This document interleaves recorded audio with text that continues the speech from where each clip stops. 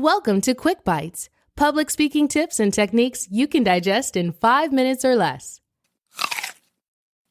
Here's your host, Peter George. What's the best opening you've ever experienced? Perhaps it was a book, play, movie, or talk.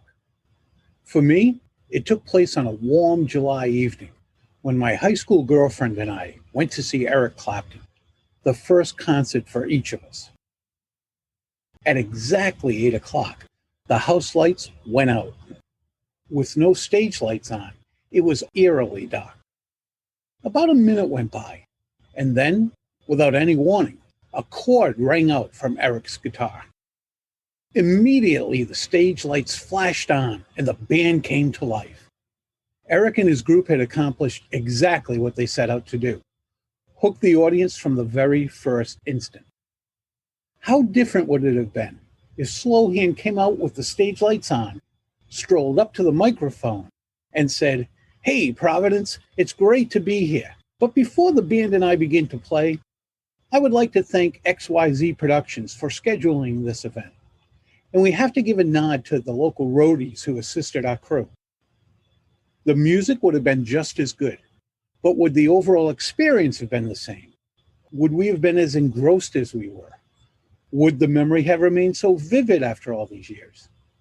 I have to believe the answer to all three questions is no.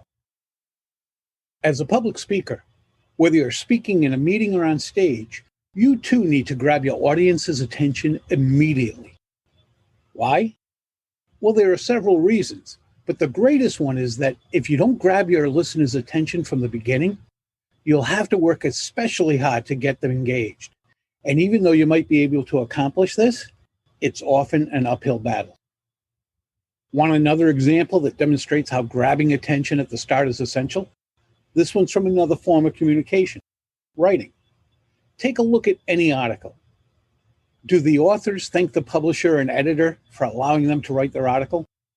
Do they begin by writing how excited they are to be able to write for you? Do they note that they are nervous or not very good at writing? No, and no. They get right to the point, and that's precisely what you should do when presenting. How are you going to open your presentation? Well, there are several ways that you can quickly engage an audience, including a striking image or video, startling statistics, or a quote. But perhaps the two most impactful openings are a question and a story.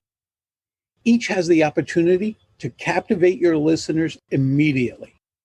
And when you combine them by asking a question and then illustrating your answer with a story, it's beyond powerful. In fact, this is how I open most of my presentations.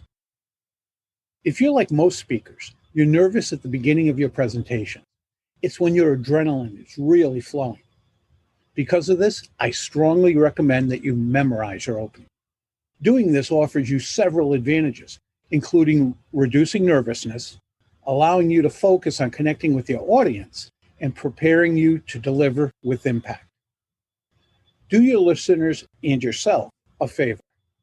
Create an attention-grabbing opening every time you deliver a presentation. Only then will you have a significant opportunity for your listeners to be an integral part of your presentations. Thank you for devouring another episode of QuickBites. Tune in Monday when you'll hear another episode of Public Speaking with Peter George, and again Thursday for your next episode of QuickBites. Until then, remember, when it comes to speaking in public, you've got this.